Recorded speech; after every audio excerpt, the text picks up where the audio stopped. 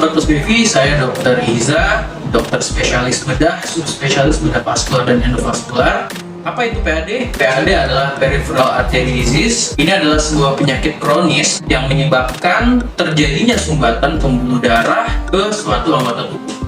PAD ini bisa terjadi di mana saja di bagian tubuh kita. Gejalanya bagaimana? Tergantung dari anggota tubuh yang terkena. Paling sering pasien-pasien kita itu PAD-nya terjadi pada kaki, sehingga menyebabkan adanya keluhan-keluhan kekurangan suplai darah. Biasanya ini disebabkan karena ada penumpukan lemak yang kita sebut sebagai aterosklerosis. Sekarang faktor resikonya, faktor yang kiranya membuat penyakit PAD ini semakin mudah untuk terjangkit pada orang tersebut. Paling sering itu terjadi pada pasien-pasien yang berusia di atas 50 tahun, punya penyakit tekanan darah tinggi atau hipertensi, punya sakit diabetes atau gula darah, kemudian dia punya faktor resiko merokok, dia jarang berolahraga, dan apabila dibiarkan terus-menerus, maka kerusakan jaringan karena kekurangan suplai darah ini akan berlangsung semakin berat. Contohnya kalau di kaki itu, semakin lama dia bisa menghitam atau membiru, kemudian sampai mati dengan sebut kita gangren.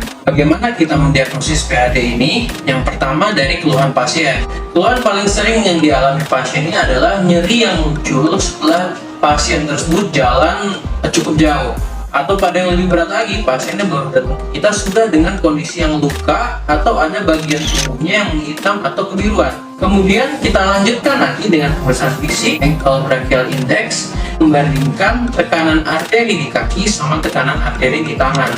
Kemudian dilanjutkan dengan pemeriksaan USG Doppler untuk mengetahui bagaimana kondisi aliran darah ke organ tubuh tersebut. Pasien-pasien PAD perlu mendapatkan obat-obatan yang kurang lebih serupa dengan obat-obatan pada penyakit pembuluh darah dan jantung lainnya.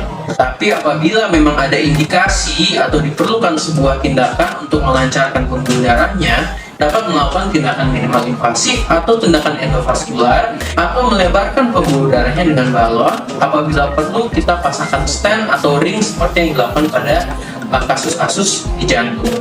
Demikian penjelasan mengenai peripheral artery disease atau PAD atau penyakit arteri perifer. Semoga bermanfaat untuk semua orang yang menonton video ini. Jika Anda mengalami keluhan-keluhan yang tadi disebutkan, jangan ragu untuk berkonsultasi ke dokter spesialis bedah, subspesialis bedah vaskular dan endovaskular terdekat dari tempat Anda. Salam PlusBV.